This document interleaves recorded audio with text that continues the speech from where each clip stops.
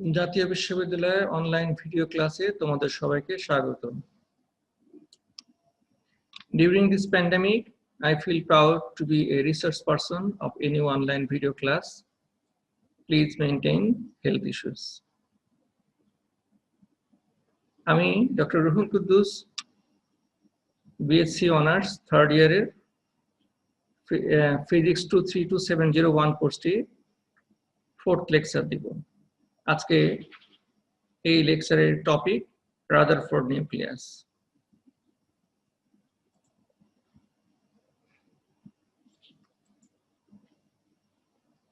Rutherford nucleus হচ্ছে atomic structure ইনভেনশনের একটা স্টেজে সায়েন্টিস্ট রাদারফোর্ড তিনি একটা এক্সপেরিমেন্ট ডিজাইন করেন, সেখান থেকে যে মডেলটা ডেভেলপ করেন সেটাকে বলা হয়েছে রাদারফোর্ড নিউক্লিয়াস। তো এটা জানতে গেলে আমাদের একটু পিছনে যেতে হবে। এর আগে অ্যাটম কিভাবে ইনভেনশন হয়েছিল, অর্থাৎ history of invention of atomic model.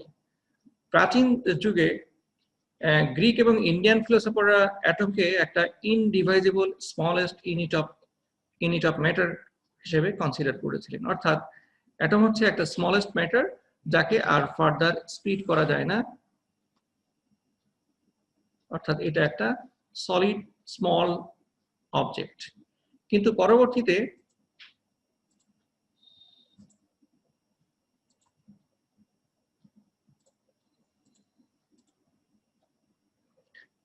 John Joseph Thomson বলছেন যে না, অ্যাটম ইনডিভাইজেবল বা অবিভাজ্য কোনো পদার্থ না, এটার মধ্যেও ইন্টারনাল স্ট্রাকচার আছে, যে স্ট্রাকচার বা যার যে এলিমেন্টগুলোর কারণে এই অ্যাটমের ফিজিক্যাল প্রপার্টি এবং কেমিক্যাল প্রপার্টিগুলো ডিপেন্ড করে।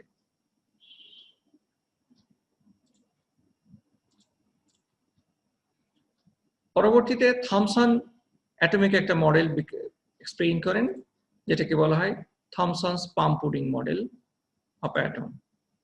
তিনি বলেন অ্যাটম একটা পজিটিভলি চার্জড ইউনিফর্ম ছোট নিউক্লিয়াস, যার সারাউন্ডিং এ যার মধ্যে ইলেকট্রনগুলো আছে এমবেডেড অবস্থায়, অর্থাৎ অ্যাটম এর দুইটা পার্ট, একটা হচ্ছে পজিটিভ চার্জ আর একটা আছে নেগেটিভ চার্জ ইলেকট্রন। এই নেগেটিভ চার্জ ইলেকট্রনগুলা একটা পুডিং এর মধ্যে যেমন বাদাম থাকে কিংবা কেকের মধ্যে যেমন কিশমিশ থাকে, ওইভাবে ইলেকট্রনগুলা র্যান্ডমলি ডিস্ট্রিবিউটেড আছে।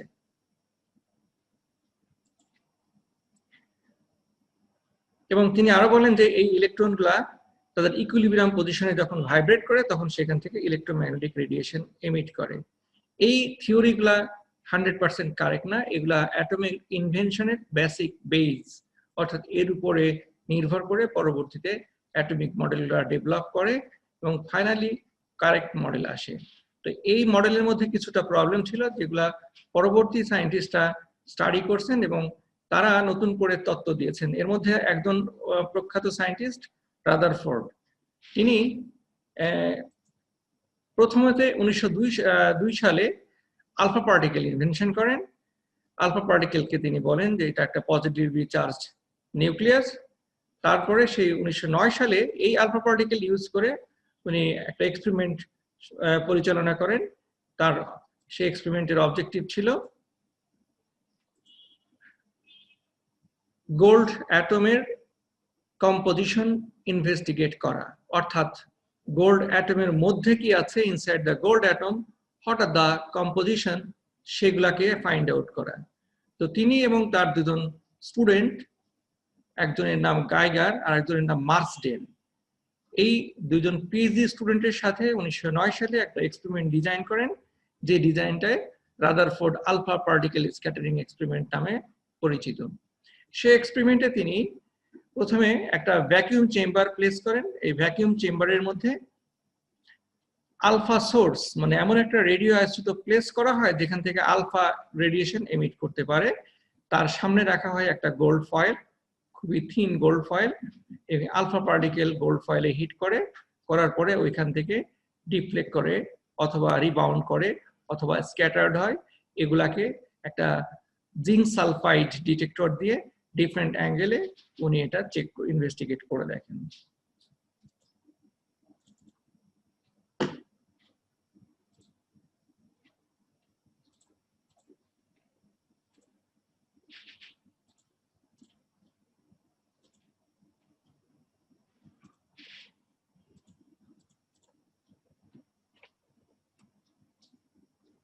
তো তার এক্সপেরিমেন্টে এই ডায়াগ্রাম থেকে দেখা যাচ্ছে যে এটা একটা গোল্ড নিউক্লিয়াসের বাউন্ডারি, আলফা পার্টিকেল থ্রো করা হয়েছে, এটা নিউক্লিয়াসের positive charge distribution, positive charges are here. So এখান থেকে যখন আলফা থ্রো করা হলো, huge number of alpha are being thrown, যেগুলা খুব কাছে গিয়েছে সেগুলা রিবাউন্ড করছে, রিপালশন হয়েছে। যত বেশি কাছে গেছে তত বেশি ডিফ্লেকশন হয়েছে, আর যত দূরে ছিল তত স্মলার ডিফ্লেকশন হয়েছে।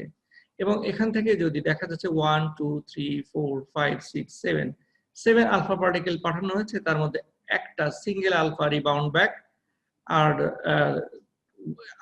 এই দুইটা আলফা একটু বেশি ডিফ্লেকশন হয়েছে, আর এইগুলা ক্রস মার্ক গুলা very small deflection. That means most of the alpha passes through the nucleus almost without deflection.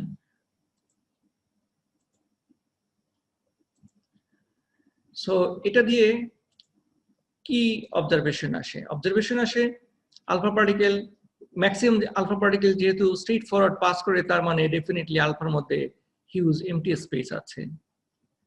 আবার a few alpha particles are deflected from their path but continue through the gold foil, অর্থাৎ এগুলা একটু বেশি অ্যাঙ্গেলে deflect করে। তো সেটা reason কি হতে পারে? Positive charge within the foil repels positively charge alpha particle, অর্থাৎ যে আলফা পার্টিকেলটা ট্রাভেল করতেছিল, নিউক্লিয়াসের পজিটিভ চার্জ এইটাকে রিপেল করেছে। That's the reason.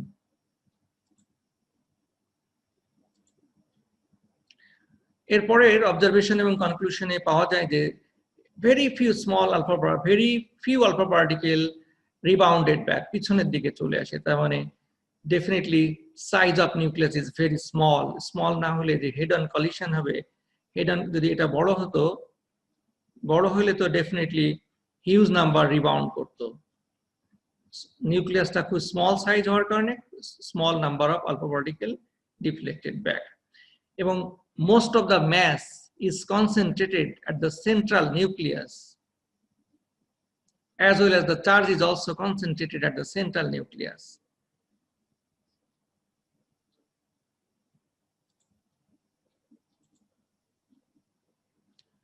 তো তাহলে রাদারফোর্ডের এক্সপেরিমেন্টের কনক্লুশনটা কি আসে? এই স্লাইডে দেখা যাচ্ছে যে সেন্টারে একটা নিউক্লিয়াস আছে, এই নিউক্লিয়াসের সারাউন্ডিং এ ইলেকট্রন এভাবে অরবিট করতেছে, অর্থাৎ সেন্টারে আছে একটা পজিটিভলি চার্জ নিউক্লিয়াস,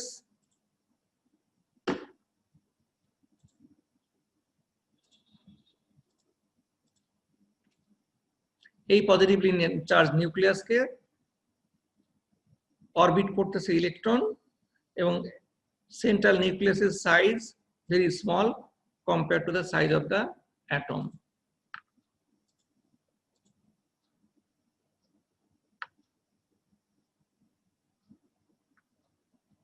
এখানে এই সলিড পার্টিকেল গুলা দিয়ে প্রোটন, নিউট্রন এগুলা মেনশন করা হয়েছে, কিন্তু রাদারফোর্ড এগুলা প্রোটন নিউট্রন হিসেবে উনি এটাকে আইডেন্টিফাই করতে ব্যর্থ হয়েছিলেন। উনি বলেছিলেন যে নিউক্লিয়াসে শুধুমাত্র পজিটিভ চার্জ আছে আর ইলেকট্রন গুলা অরবিটে মুভ করে।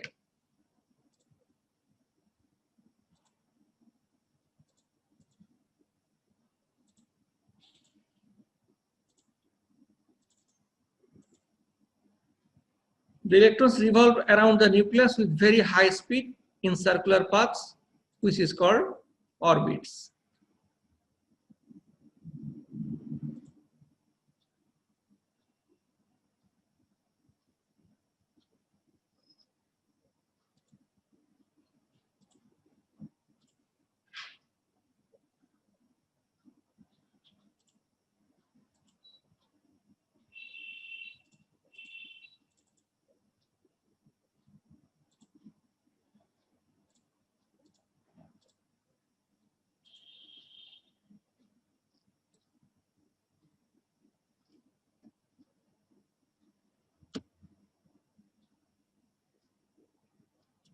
Electrons and nucleus being a densely concentrated mass of positively charged particles are held together by a strong electrostatic force of attraction.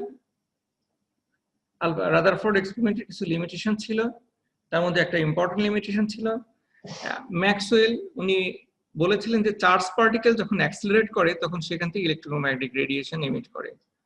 So এখানে যখন ইলেকট্রন নিউক্লিয়াসের সারাউন্ডিং এ যখন মুভ করতেছে, ইলেকট্রনের চার্জ নেগেটিভ এবং এই মোশনের জন্য তার একটা অ্যাক্সিলারেশন আছে, তাহলে ইলেকট্রন আছে চার্জ পার্টিকেলের অ্যাক্সিলারেশন, তো এখান থেকে রেডিয়েশন এমিট করার কথা।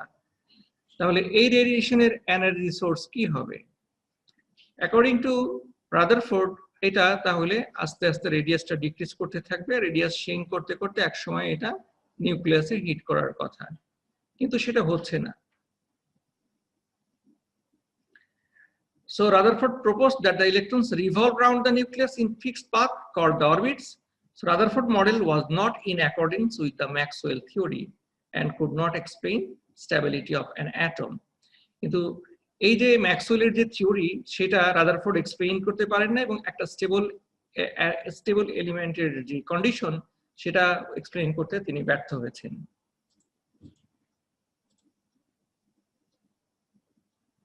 রাদারফোর্ড ইলেকট্রনের ডিস্ট্রিবিউশন সম্পর্কেও কোনো ইনফরমেশন দিতে পারেন নাই, এবং উনি নিউটনের এক্সিস্টেন্স সম্পর্কেও কিছু বলতে পারেন নাই।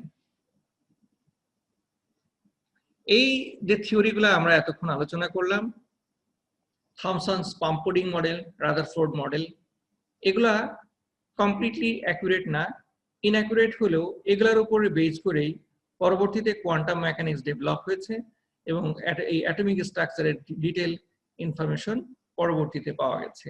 এখন দেখা যাক রাদারফোর্ড স্ক্যাটারিং এক্সপেরিমেন্টের যে ম্যাথমেটিক্যাল অ্যানালাইসিস সেটা কি ছিল।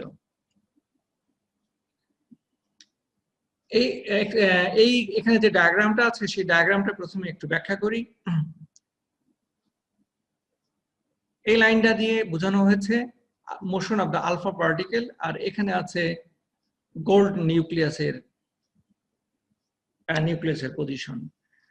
Z1e হচ্ছে চার্জ অফ আলফা পার্টিকেল,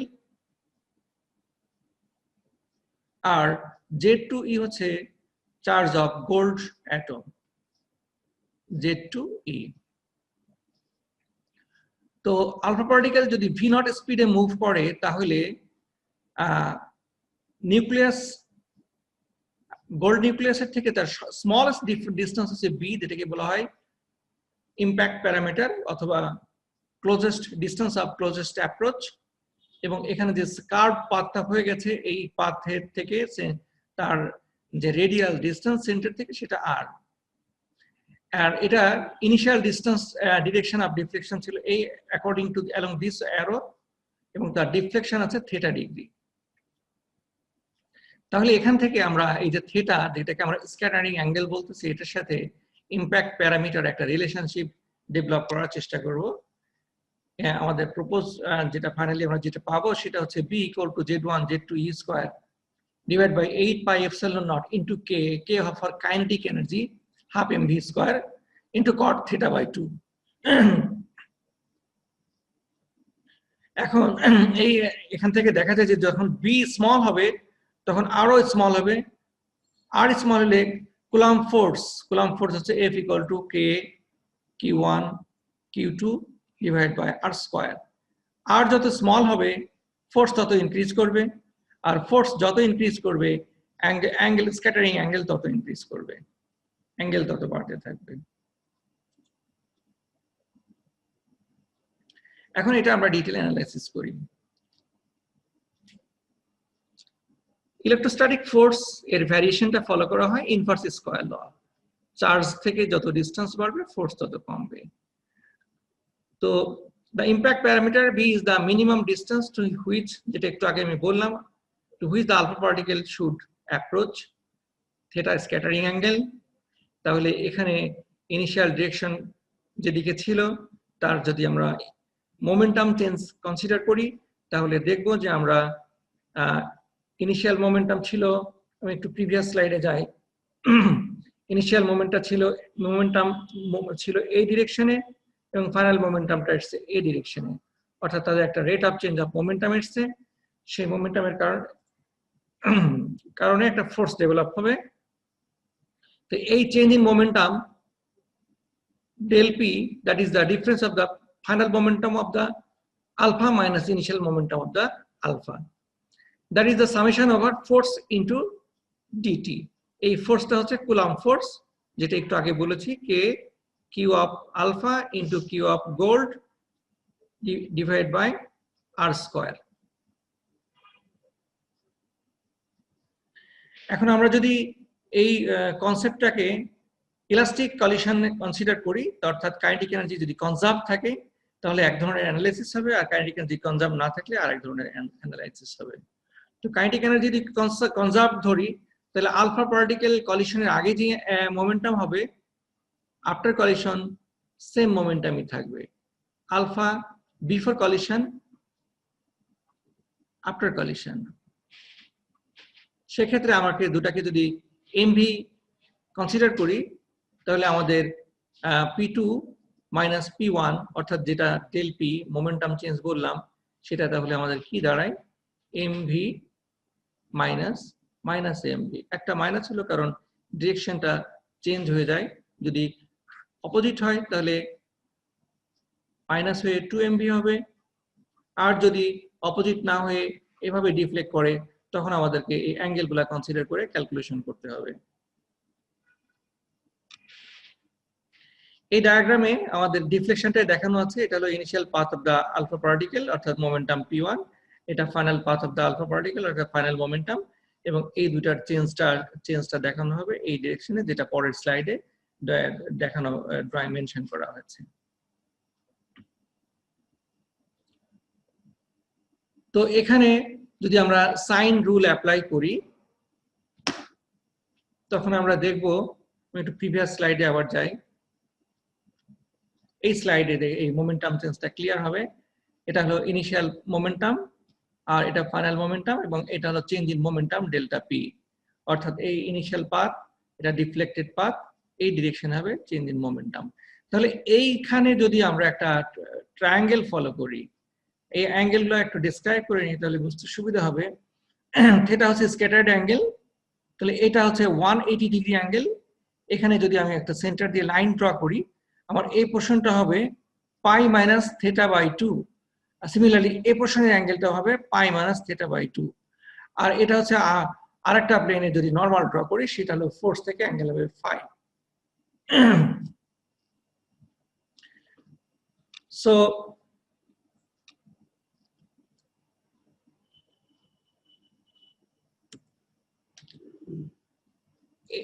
আমরা এখন যদি সাইন রুল অ্যাপ্লাই করি, সাইন রুল অ্যাপ্লাই করলে দেখবো delta P change in momentum divide by sine theta equal to MV minus sine pi minus theta by 2। But আমরা জানি sine pi minus theta by 2 equal to cos theta by 2, এবং sign থেটাকে আমরা 2 sine a cos এ এভাবে আমরা divide করতে পারি। Sine 2a equal to 2 sine a cos a, সেভাবে করে যদি এটাকে সাইন থেটাকে স্প্লিট করি তাহলে আমরা পাবো 2 sin θ বাই 2 cos θ বাই 2। এখান থেকে যদি আমরা এই ফিগারটাকে যদি এখানে প্লেস করি এবং যদি সিম্পলিফাই করি তাহলে আমরা ফাইনালি চেঞ্জ ইন মোমেন্টাম পাবো 2mv ইনটু sin θ বাই 2।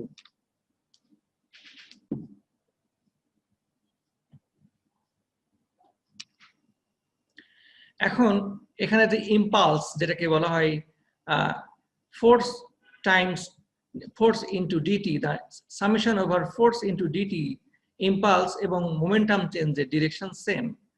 সেক্ষেত্রে আমরা যদি টোটাল ইম্পালস বের করার চেষ্টা করি তখন দেখব f dt হচ্ছে f cos phi dt।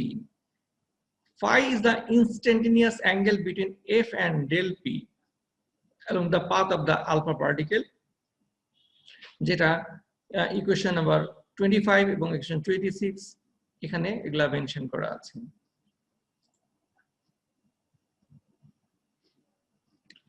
So total momentum change আসবে 2mv sin θ by 2 equal to my integration over time এর লিমিট দেওয়া আছে -∞ থেকে +∞ f cos phi dt। এখন যদি এই টাইমের লিমিটকে যদি আমরা অ্যাঙ্গেলের লিমিটে কনভার্ট করতে চাই তাহলে dt কে আমরা মেনশন করতে পারি dt equal to dt by d phi multiplied by d phi এবং angle variation minus pi minus theta by 2 থেকে plus pi minus theta by 2।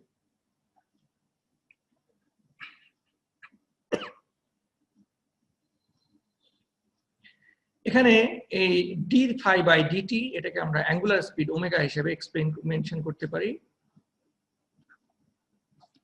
তাহলে আমাদের ফাইনাল ইকুয়েশনটা এই ফর্মে চলে আসবে।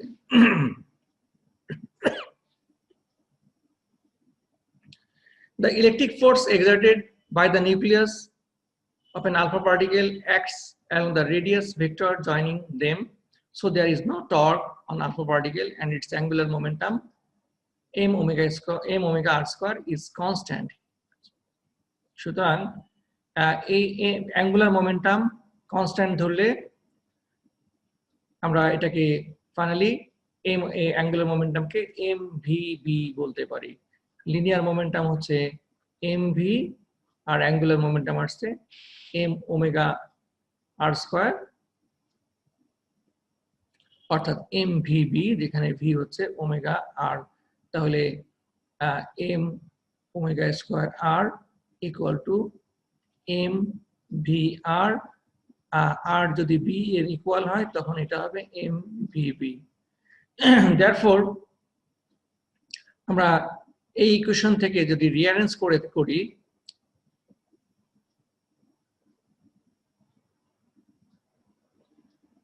এই ইকুয়েশনটাকে যদি আমরা রিঅ্যারেঞ্জ করি তাহলে আমরা দেখব dt by d phi equal to r square by vb। এখানে m বোথ সাইডে ক্যান্সেল হয়ে যায়। সুতরাং আমাদের আগের ইকুয়েশনে এই লিমিটিং যে ইকুয়েশন ছিল সেখানে dt বাই d phi কে আমরা r square by vb place করতে পারি এবং অ্যাঙ্গেলের limit minus pi minus theta by 2 থেকে plus pi minus theta by 2 use করলে আমরা এটার ফাইনাল সলিউশনটা বের করতে পারবো। এখানে একটা পয়েন্ট মেনশন করে রাখি যেটাকে আমরা এর আগে চার্জ অফ আলফা পার্টিকেল বলতেছিলাম Z1e। অ্যাকচুয়ালি আলফা পার্টিকেলের মধ্যে দুইটা প্রোটন থাকে, সো আমরা এটাকে বলতে পারি 2e।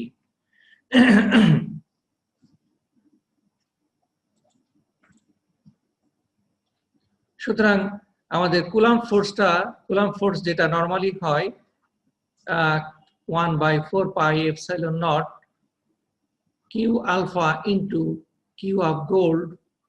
সেখানে কিউ আলফাকে যদি আমরা 2e মেনশন করি এবং কিউ গোল্ডকে যদি ZE মেনশন করি তাহলে আমাদের কুলাম্ব ফোর্সটা আসে F equal to 1/4 pi epsilon naught 2 into ZE square by r square. So সেই ফ্যাক্টরটাকে এখানে প্লেস করলাম। প্লেস করে আমরা যদি ফার্দার সিম্পলিফাই করি তাহলে আমরা ফাইনালি এই sin theta by 2 divide by cos theta by 2 limit বসানোর পরে এই ইন্টিগ্রেশনে এটাই আসে 2 cos থিটা বাই 2, সেটাকে ডিভাইড করলে পাবো cot থিটা বাই 2 এবং cot থিটা বাই 2 হবে 2 pi epsilon naught mv square v into z by e square. তোমরা এই সিম্পল ইন্টিগ্রেশনটা করে দেখতে পারো। এখানে ইন্টিগ্রেশন cos phi কে ইন্টিগ্রেশন করলে আসে মাইনাস sin phi, তারপরে মাইনাস sin phi এর পরিবর্তে যদি এই লিমিটগুলো বসানো হয় তখন ফাইনালি এই phi এর পরিবর্তে অ্যাঙ্গেল বসানোর পরে এটা cos phi বাই 2 আসে। তাহলে আমাদের এখান থেকে চলে আসছে যে what's the relation between scattering angle and impact parameter. Impact parameter B equal to ZE square divided by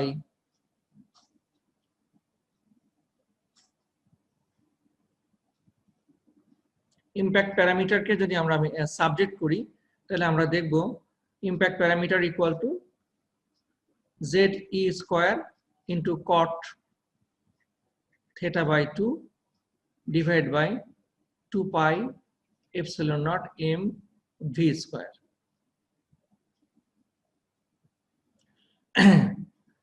যেখানে জেড হচ্ছে গোল্ড অ্যাটমের পজিটিভ চার্জের নাম্বার বা atomic number. It is more convenient to specify the alpha particle kinetic energy instead of its mass and velocity separately. With this substitution, এই যে mv square যেটা আসছে এটাকে যদি আমরা কাইনেটিক এনার্জিতে কনভার্ট করি, যেখানে kinetic energy equal to half mv square, so আমাদের ফাইনাল ফর্মটা আসবে scattering angle cot theta by 2 4 pi epsilon naught ke divided by z e square into b। কোন টেক্সট বইয়ে cot theta কে cot theta ক্যালকুলেশন না করে tan theta by 2 করছে, that is also correct। tan theta করলে এই এক্সপ্রেশনটা কিছুটা change হয়ে যাবে। এখন আমরা অ্যানালাইসিস করব প্রবাবিলিটি অফ স্ক্যাটারিং, অর্থাৎ আলফা পার্টিকেল যে গোল্ড অ্যাটমের সাথে কলিশন হবে, স্ক্যাটারিং হবে, তার প্রবাবিলিটি ফ্যাক্টরটা, মানে how many alpha will strike per unit area. So impact parameter B gets expanded into a circular area pi b naught square, which is called the area of cross section। এখানে সেটাকে এই একটা circular space দিয়ে mention করা আছে, এবং এই cross section কে sigma দিয়ে এক্সপ্রেস করা হয়। জেনারেলি এটা pi b square enters into relation for probability for particle being scattered by a nucleus। So this area, this cross section sigma equal to pi nt z1 z2 e square divided by 8 pi epsilon naught k whole square into cot square theta by 2। এখানে small n হচ্ছে number of scattering nuclei per unit area, আর T হচ্ছে thickness of gold foil. Within the cross sectional area, the scattering angle will be theta naught। In actual experiment, a detector is positioned from theta to d theta, অর্থাৎ এই যে angle যেটা আছে সেই অ্যাঙ্গেলের theta থেকে d theta পরিমাণ যদি scatter ডিটেক্টরের position shift করা হয়, তাহলে number of alpha colliding with the gold nucleus change হবে বাই এ ফ্যাক্টর। এখন তাহলে total number of particle scattered per unit area আমরা ক্যালকুলেশন করে দেখি যে n theta equal to ni into nt divided by 60 into e square divided by 4 pi epsilon naught whole square into z1 square z2 square divided by r square kinetic energy square sin to the power 4 theta by 2। এখানে ni হচ্ছে total number of incident particle and k হচ্ছে kinetic energy, আর is the angular width of the detector। তো finally একটা problem দেওয়া আছে, এই প্রবলেমটা সলভ করা যায়। এখানে কাইনেটিক এনার্জি দেওয়া আছে। প্রথমে প্রবলেমটা কি, an alpha particle of energy 2 into 10 to the power minus 13 joule is scattered by an aluminum atom through an angle of 90 degree, calculate distance of closest approach। অর্থাৎ আমাদেরকে এখান থেকে b ক্যালকুলেশন করতে হবে। আমরা জানি cot theta by 2 equal to 4 pi epsilon naught kinetic energy into b divided by z e square। এখানে z হচ্ছে অ্যালুমিনিয়ামের চার্জ 13, b 1.5, এটা আমরা ক্যালকুলেশন করে বের করতে চাই। অ্যানসারটা আমি এখানে দিয়ে রেখেছি কম্পেয়ার করার জন্য, এই ফ্যাক্টরটাই বের করতে হবে।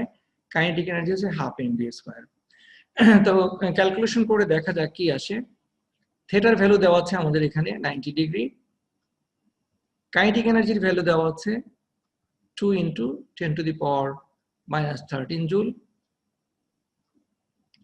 জেড এর ভ্যালু দেওয়া আছে 13, চার্জ অফ ইলেকট্রন আমরা জানি 1.6 into 10 to the power minus 19, এপসিলনের value এটা হবে 8.85 into 10 to the power minus 12 farad per metre. তো এই সব ভ্যালুগুলা যদি আমরা এই ইকুয়েশনে ইউজ করি, তো ফাইনালি এখান থেকে আমরা b সলভ করতে পারবো। b equal to z e square into cot theta by 2 divided by 4 pi epsilon naught ke। এটা সলভ করলে আমরা এটা পাই, b হবে 1.5 into 10 to the power minus 14 metre. তাহলে এই যে distance, this is almost the intermolecular spacing. অর্থাৎ একটা অ্যালুমিনিয়াম ফয়েল যদি নিয়ে এক্সপেরিমেন্টটা করা হয়, তাহলে একটা অ্যালুমিনিয়াম অ্যাটম থেকে আরেকটা অ্যালুমিনিয়াম অ্যাটমের যে অ্যাভারেজ স্পেসিং সেটা চলে আসে আমাদের এই 1.5 × 10⁻⁻14 metre. So alpha particle scattering experiment থেকে আমরা একটা আইডিয়া পাই, ইন্টারমলিকুলার স্পেসিং সম্পর্কে আইডিয়া পাই। এরপরে আমরা আইডিয়া পেয়েছি central nucleus is positively charged. আমরা আইডিয়া পেয়েছি most of the mass and charge are concentrated at the center of the nucleus. Nucleus center a massive charge concentrated. আর কি most of the space of atom is empty, ওর মধ্যে কিছুই নাই, ইলেকট্রনগুলো আছে অরবিটে। Alpha particle scattering এক্সপেরিমেন্টের কিছু limitation আছে, সেটা আমরা স্লাইডে আগে মেনশন করেছি। পরবর্তী অ্যাটমিক মডেলের যে বোর্ডস অ্যাটমিক মডেল, সেগুলা রাদারফোর্ড মডেলের উপর বেস করে ফার্দার ডেভেলপ করা হয় এবং সেগুলা এই অ্যাটমিক স্ট্রাকচার সংক্রান্ত বিষয়ে আরো ডিটেইল অ্যানালাইসিস দিতে পারবে। এটা আমরা পরের লেকচারে ডিসকাস করব। এই ডিসকাশন যে বই দুটো আমরা রিফার করি সেটা হলো আর্থার বেইজারের কনসেপ্ট অফ মডার্ন ফিজিক্স এবং Weidner RT and Sells RL এর element of modern physics. So তোমরা যদি এই দুটো বই ফলো করো তাহলে এই সংক্রান্ত বিষয়ে আরো ডিটেইল জানতে পারবে। আশা করি আজকের লেকচার তোমাদের কাছে ক্লিয়ার হয়েছে। Thanks to all. আজকের ক্লাস এখানে শেষ করি।